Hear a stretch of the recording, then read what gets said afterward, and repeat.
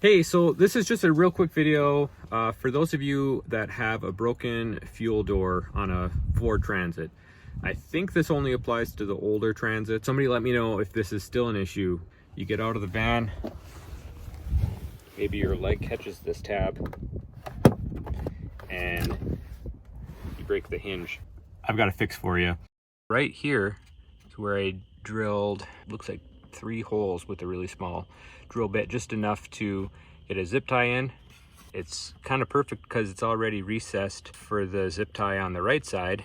I got my light on.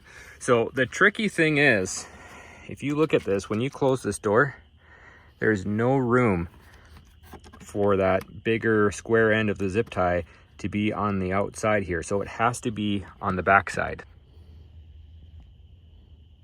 So I don't remember exactly how I did it, but you can sneak the zip tie in, whether it's, you start with the door open or closed, but you have to start it from the back side.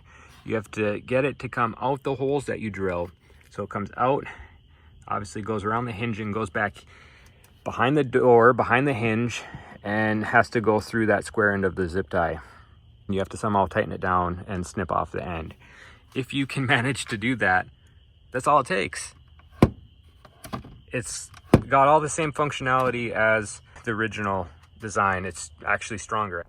I found a few examples of other people trying to fix this broken fuel door problem. Whether you use wire or a zip tie, basically as long as you get something around that hinge and get it tight, it should work. This last example you can see is similar to mine with the zip tie, but like I said before, there's not enough room for that square end of the zip tie to be on the outside when that door closes. So they actually dremeled out the backside of the fuel door to make it fit. But whatever works, works, right?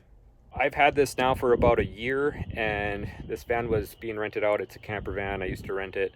I warned everybody I could to hopefully avoid catching it and snagging it when you're getting out of the van. Renters can be tough on stuff. This van's seen a lot of miles since I made the fix, and it's been great. So hope this helps somebody out. Let me know in the comments. Thanks for watching.